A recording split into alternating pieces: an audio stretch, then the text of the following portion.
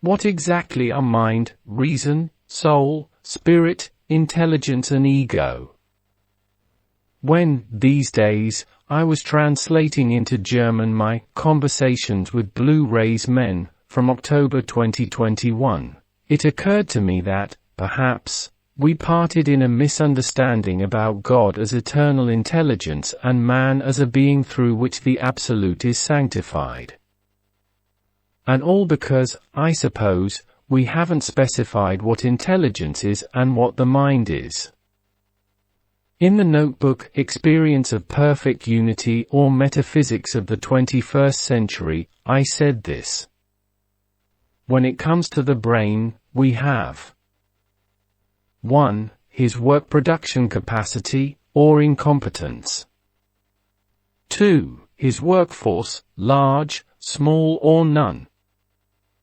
3. The productive power of his work, simple or increased.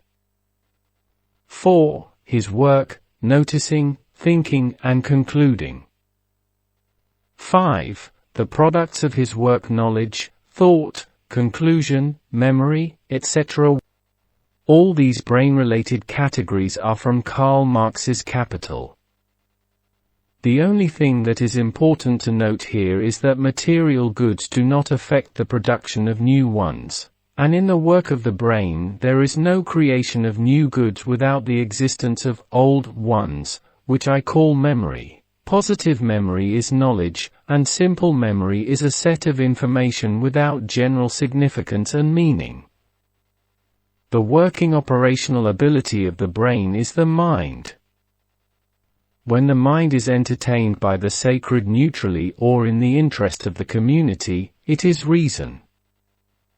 When the mind is entertained by the sacred in the interest of the ego to which it belongs, it is the soul. When the mind is entertained by itself, it is a spirit. So, there is one mind and three fields of its action. Let's talk about reason, soul and spirit, but let's not forget that they don't actually exist, but there are three types of mind activity. Sports preparation is the athlete's strength, and the athlete is the performer of the sporting act. The mind is an athlete, and intelligence is the strength of an athlete. Intelligence is what is mentioned under point 2, the power of the brain's work operational ability, i.e., the working power of the mind, big, small or none. Intelligence is the power of the mind, and the mind is a thinking and concluding agent, an executor. The mind is in the brain, and the brain is an instrument in the intelligent assembly of manifestation and the manifestations. Sports readiness is confirmed by sports execution, and absolute intelligence is confirmed by intelligent solutions. Polarization confirms the existence of a set of intelligent solutions, that is, God, and self-awareness confirms the strength of the mind, as the bearer and indicator of eternal and boundless intelligence. Intelligence, power of the mind, cannot be shown by itself, but only by a concrete part of the mind. Just as sports readiness cannot be shown by itself, but by a sports result, as part of the athletes. The concrete product of the mind is a complete indicator of the power of him, intelligence, when he, mind, understands intelligence and himself, mind, as one, inseparable. This in the succession of states of things means that intelligence is all-encompassing, and that the mind is in the manifestations.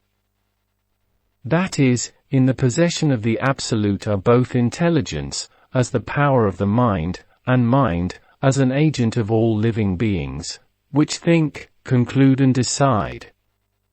The most intelligent being is the one that understands itself with its mind as intelligence sanctified by itself, its manifestation. That is why the Absolute and man are one. Because as a possible execution of a deed and an executed deed are inseparable. Concretely speaking, in the Absolute there are intellectual potentials, and in man is the mind as a performer of intellectual works. In the absolute there is self-awareness only as an intelligent possibility, and in the concrete, let's say human, mind it is a completely concrete, intelligent, state of self-awareness. The awareness of the absolute is thus mediated by the form of manifestation of itself. Therefore, the mind as the bearer and indicator of the eternal and boundless intelligence, divine, is itself as one, the only, unique, indivisible by the strength of the worker and the worker himself. And that is when the absolute and man are understood as one, absolutely. So what, my uninvited guests, Blue Radiant, said about the absolute? Eternally existing intelligence, eternally self-aware. The creator of life, the highest legislator, who determines the set of all possibilities, in which the primary free will of all manifestations, with three impossibilities, that without the three nonsense everything else would make sense. Valid for one only in which it is A. Something eternal, intelligence and the set of all ideas.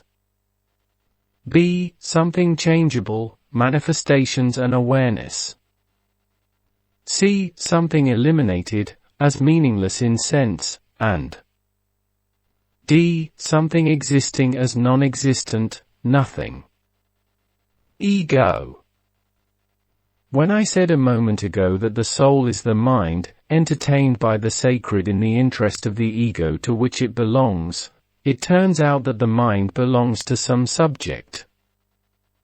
And actually ego is that, when a weak mind begins to have great interests in the world, and in its own interest, means in the interest of the man himself.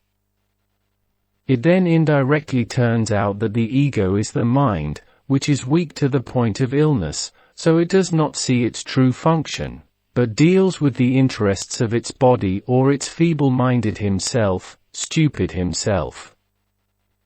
It's like if a sprinter thought he was a hurdler. And then, while the others raced away those 100 meters in, let's say, 10, 11, 12 seconds, this one jumps into the air, steeplechase, falls into a puddle, then slips, etc. It is the mind, let's say, in a weak mind,